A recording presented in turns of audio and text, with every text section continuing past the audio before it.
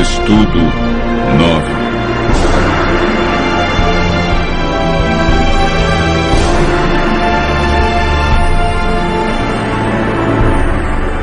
A verdade sobre a morte.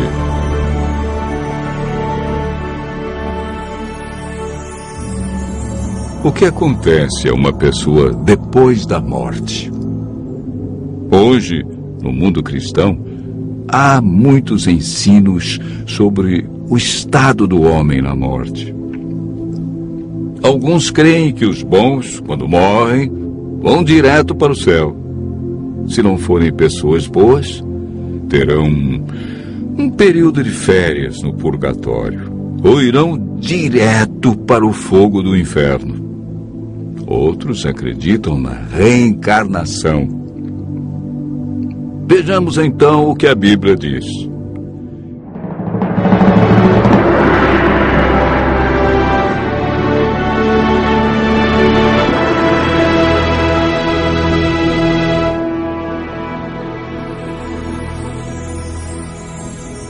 Antes de compreendermos o estado do homem na morte, precisamos compreender sobre a origem da vida.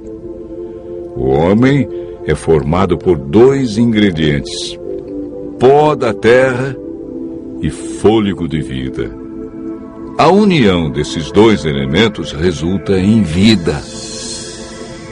Gênesis capítulo 2, verso 7 declara: Então formou o Senhor Deus ao homem do pó da terra. Ele soprou nas narinas o fôlego de vida, e o homem passou a ser alma vivente.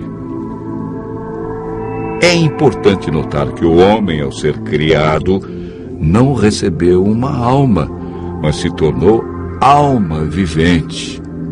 Isto significa que quando falta um desses 2 elementos, pó ou fôlego, a alma morre. Ezequiel afirma claramente em seu livro, no capítulo 18, verso 4: A alma que pecar, essa morrerá. O ensino da imortalidade da alma não tem fundamento bíblico.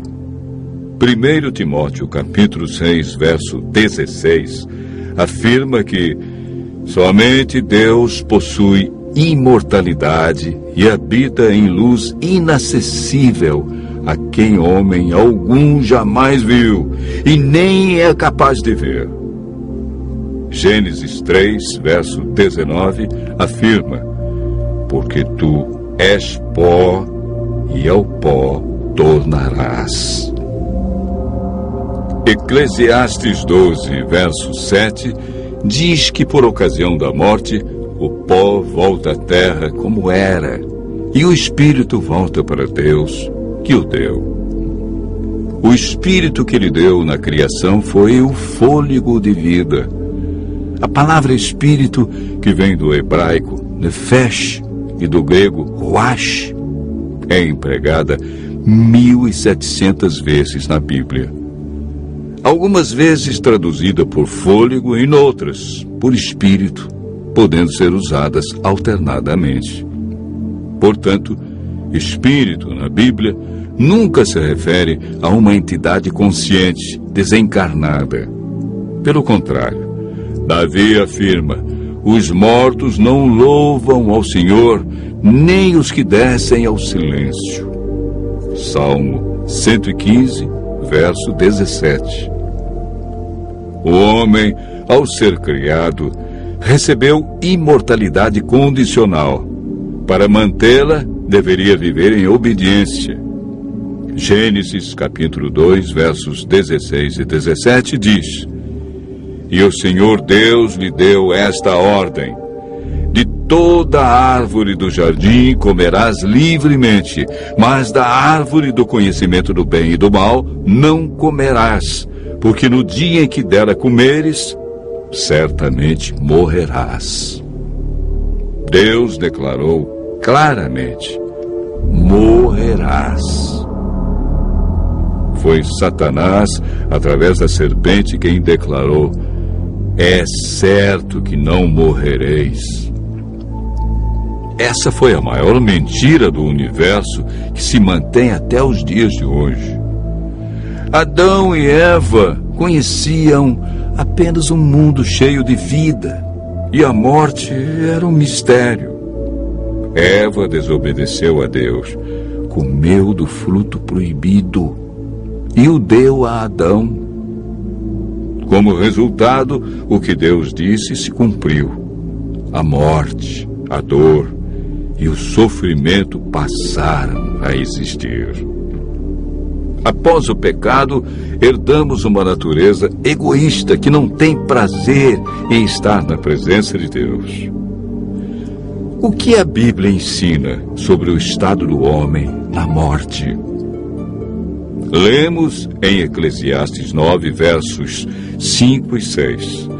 Os vivos sabem que hão de morrer, mas os mortos não sabem coisa nenhuma, nem tampouco terão eles recompensa, porque a sua memória jaz no esquecimento. Amor, ódio e inveja para eles já pereceram. Para sempre não têm eles parte em coisa alguma do que se faz debaixo do sol.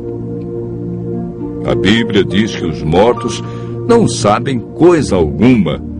Portanto, não podem se comunicar com os seres vivos e nem os vivos com eles. A pessoa, quando morre, permanece na sepultura em um estado de inconsciência. Jesus considerou a morte como um sono. Antes de ressuscitar a Lázaro, afirmou: Nosso amigo Lázaro adormeceu, mas vou despertá-lo. Jesus representa a solução para a morte em João, capítulo 5, versos 28 e 29. Não vos maravilheis disto, porque vem a hora em que todos os que se acham nos túmulos ouvirão a sua voz e sairão.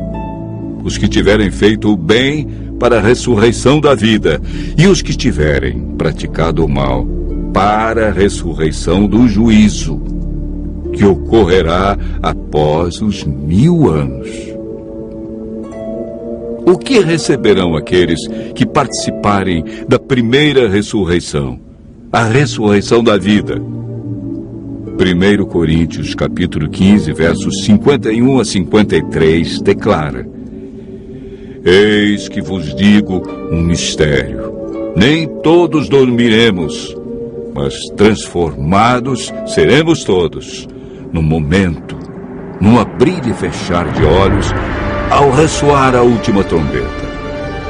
A trombeta soará, os mortos ressuscitarão incorruptíveis, e nós seremos transformados, porque é necessário que este corpo corruptível se revista da incorruptibilidade e que o corpo mortal se revista da imortalidade.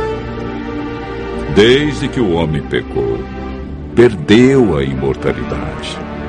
Mas por ocasião da segunda vinda de Cristo, os que o aceitaram como Salvador receberão a dádiva da imortalidade conquistada por Jesus na cruz. João afirma, e o testemunho é esse, que Deus nos deu a vida eterna, e esta vida está no seu Filho. Aquele que tem o Filho tem a vida. Aquele que não tem o Filho de Deus não tem a vida. Cristo promete que o vencedor de nenhum modo sofrerá o dano da segunda morte. Aqueles que aceitam a Cristo e a salvação que Ele traz experimentarão alegria indescritível por ocasião de sua vinda. Desfrutando felicidade eterna, passarão toda a eternidade em companheirismo com seu Senhor e Salvador. Continue ouvindo a voz de Deus e seguindo a sua palavra.